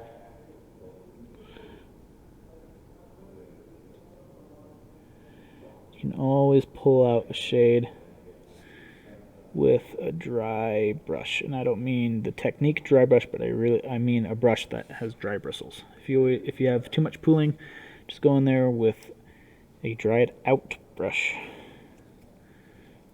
and pick it up. It will go right into your bristles.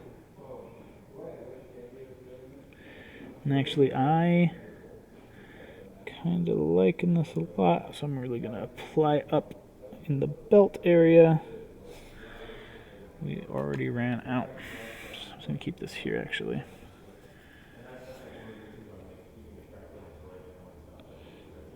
Kind of let it sit into these recesses. It's doing a great job. I'm gonna lay it onto this. I think I'm just gonna cover the whole cape, and then I'll go back in with another layer into the recesses. This is really making this red a little more vibrant and still dark.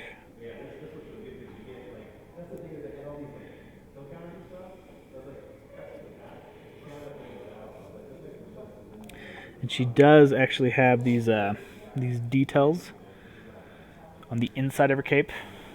I'll show those off when I get some shade in there. Let the shade rest inside the details. It's a nice little vine or maybe floral pattern, if you will.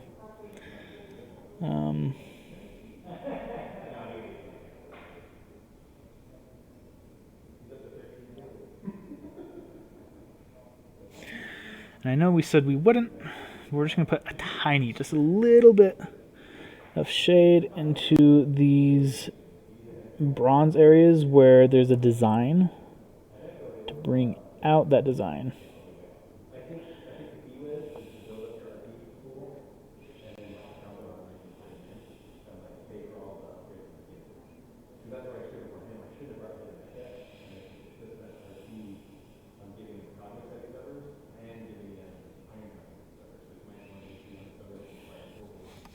Which was a great choice. So there's a lot of detail missing that is now popping up.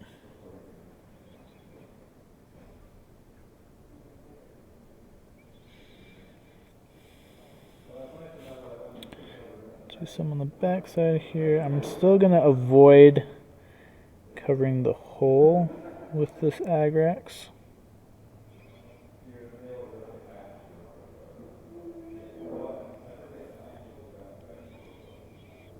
Let's darken up those areas.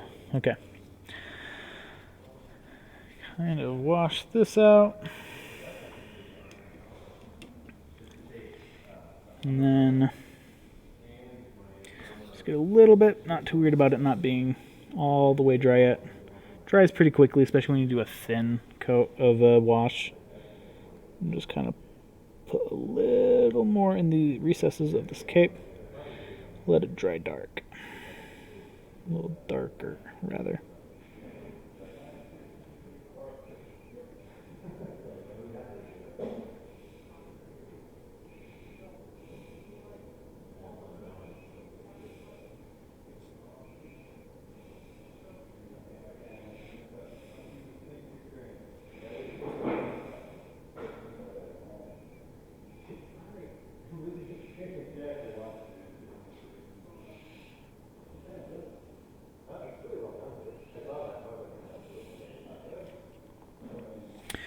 Ooh, before we forget, let's also put some Agrax on the boot down here. I know we said we'd highlight it first, but might as well. There's detail on the boot that can still come out.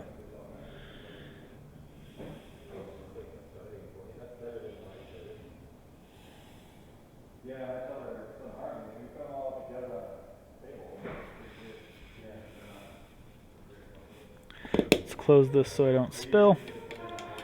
Again.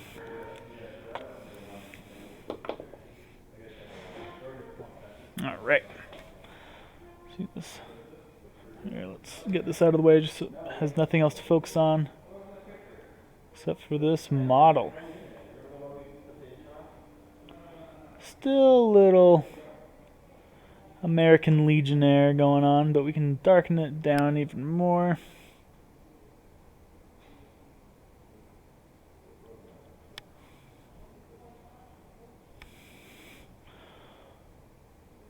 You see you got that dry brush pulling in there.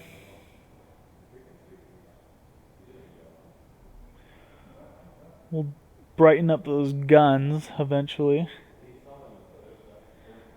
yeah, got some good leeway on this model. I'd say we're nearing completion. We're definitely more than halfway done. Let's put on some of this dryad bark and finish up all the base colors. So we got to finish your helmet, we got to finish the feathers, and got to put on the pouch and the leather straps and everything, and then we'll be done with all the base colors. Then we start putting in some detail and highlights. It's kind of what we're going for, at least for tonight. We got about 20 more minutes, I believe. I didn't check the... We got about 15 minutes. We'll see where we go. And check the chat real quick, just to make sure that I'm not avoiding any of you on accident. Sweet. Okay. So, get some water. Just loosen up this paint a little bit.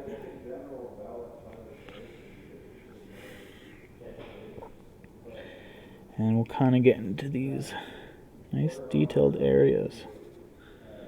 There's definitely things to clean up, like the sword, knife on her back.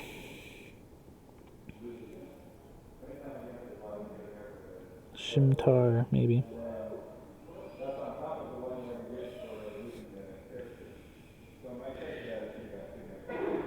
And other areas where some paint's kind of spill over from a different area, and that's okay.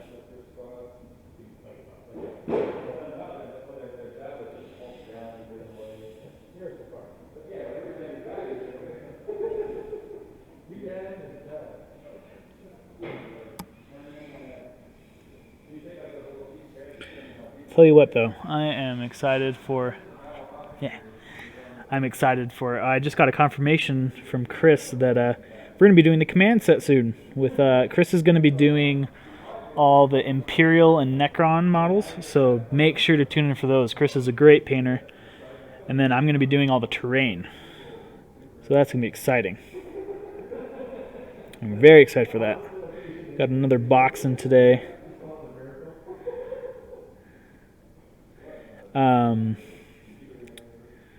Yeah, no, but oh man, am I excited for fall.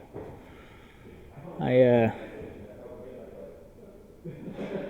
always liked fall colors. We don't get much of a fall here in Utah. We get about a good 2-week period, which is unfortunate. But I'm also just excited for things to kind of cool down. I actually have a lot of Arizona and Texas friends, and they would tell me that I'm being a baby and I don't know what hot is. And regardless, it feels hot. It's hot. I do not like hot weather. I used to. I used to be a big summer buff, but not anymore. I like my cool evenings. And especially today. Today's kind of the first. We've had multiple nice days of different cooler temperatures, but today's really the first day that's kind of nailed it in of colder weather coming. Just strong cold winds coming in all day, even last night. So that's exciting. We had 5, because someone played 2 games today. 5 Warhammer games today. Super cool. Super, super cool. We haven't had a lot of Warhammer games going on in the past few months just because of the virus. So that just warms my heart to see all these people coming in and playing. think most, maybe all, but most were for our crusade that we're running. So that's exciting. I have played 2 or 3 crusade games so far. I've lost every single one. But nevertheless, still fun and still excited.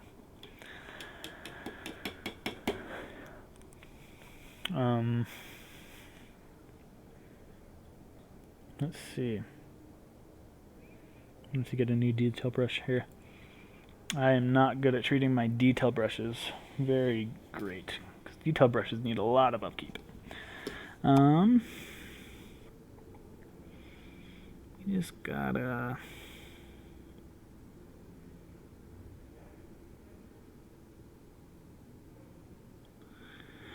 I think we just gotta... We're at that stage where things are nearing completion. They just need a few extra steps to look completed. And I think I'm going to have to do a lot of highlighting to get there. That cloth just doesn't look very dynamic. So I'm going to have to do a dry brush of probably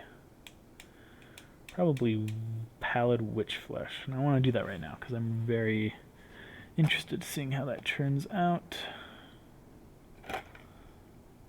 And here we go. This is the one I want. So this is not a dry brush. This is one of my favorite layer brushes for basing. But it's got this nice curved tip. And that is what I'm looking for on this model. So I'm not going to do the typical whacking the paint out of this brush for the dry brush. I'm just going to get a little paint on, and then I'm going to swath it back and forth to get paint out. Keep this brush nice and, the bristles together. Dry brushes can get pretty frayed. Yeah, both my dry brushes are just monstrosities at the moment. So we're just going to brush the paint out as much as we can. Test my finger. That's good. Okay. And then we'll just kind of lightly, almost like we're putting a layer on, swath it down this cloth piece.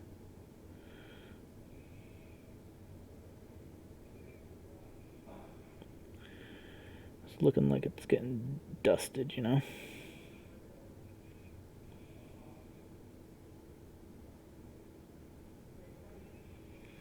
And if you go too far on doing stuff like this, you just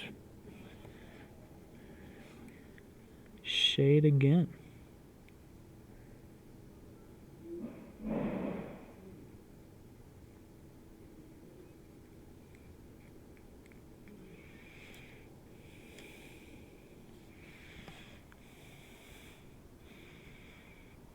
Ooh, misplaced my palette. Witch flesh. Get a little more, barely any on the back side here. And then, to darken this down, we're going to get a mixture of our pallid witch flesh and Agrax. And those will come together to do our final, hopefully final, famous last words, right? Layer on this cloth that we're doing. The cloth is just such a small area.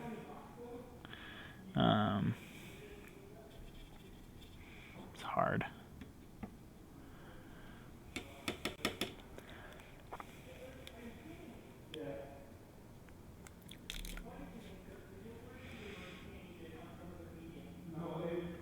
Okay, so here we go. We're gonna mix up our Agrax with this pallid. There we go. We have a really nice brown color. Kind of get some more pallid witch flesh in there.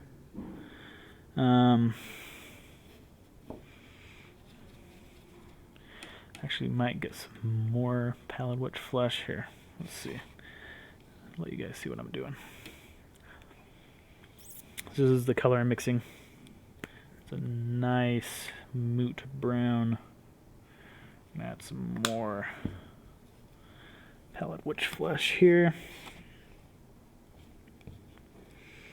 Knocking paint pots everywhere I go, which is why you always close them. Pro tip. Coined here first. Okay, and we'll get this brush out because we want to keep somewhat of what we've done underneath alive. And we're just going to place it on, there we go. Very translucent. It's just adding another color. Very thin.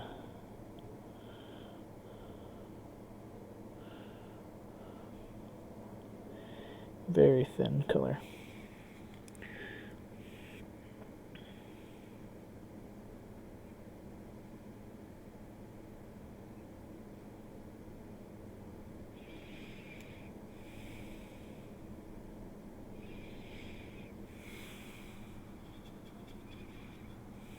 And then kind of complete the effect while it's still a little wet and drying. We're going to add more Agrax to darken up, get a different color shade.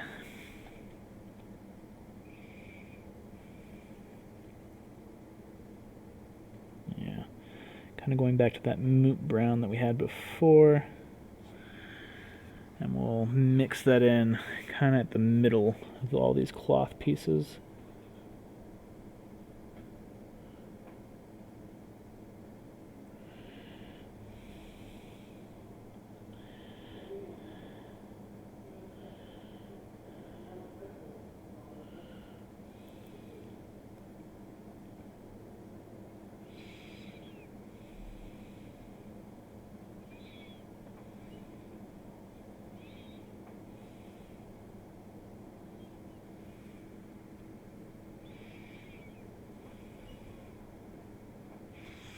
Okay. And per usual, I got a lot of our paint on the red part and the bronze part. So we're going to clean that up real quick and then assess what our next step is. Although we are running out of time, I can feel it. We've got 4 minutes to save the world. Alright. Grab a boy and grab a girl. Do you remember that song? I think I listened to that song like 20 times in 1 week, and then forgot about it.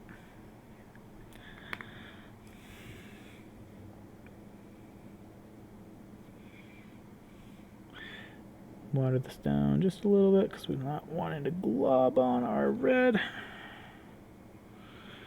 Get a lot off our brush, we just got to touch this up.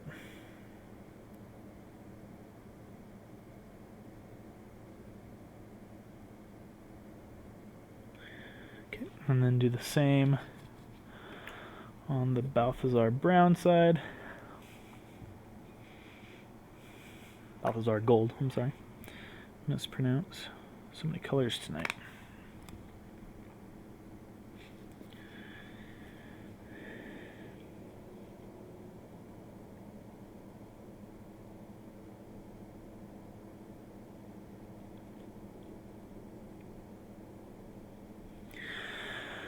And then the last thing to bring this all together.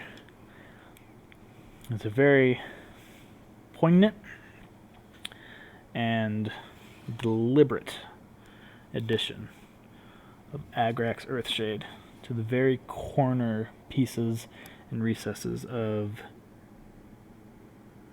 this cloth to separate them from each other, turning it from a mess of layers into layers of cloth. So very, very deliberate and steady lines of shade.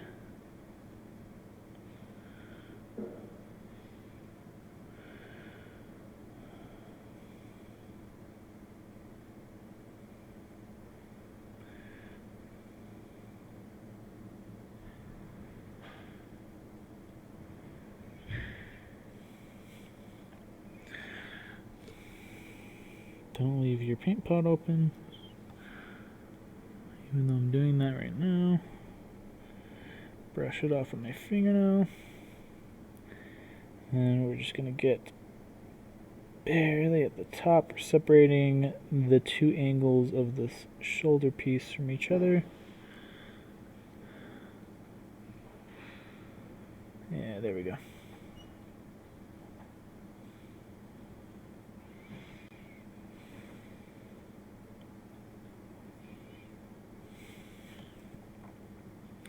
Just need a little more on this side.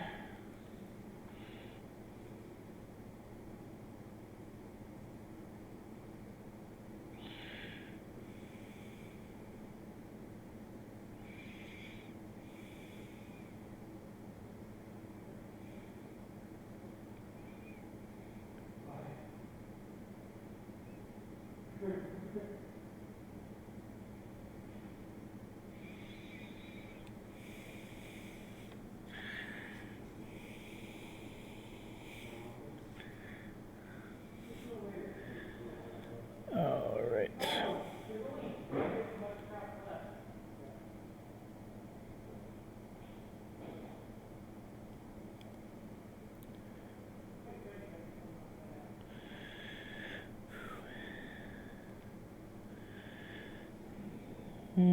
Just get that. Had a little too much on the top there.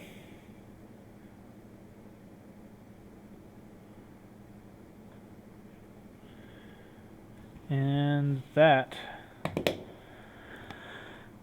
how we want that. Okay.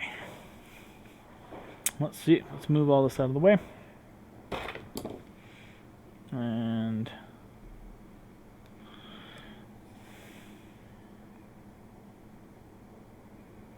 probably not going to leave the face white. It's just a little too close to all the other fabric, so I think the fabric's going to look finished when this is done. But there we go.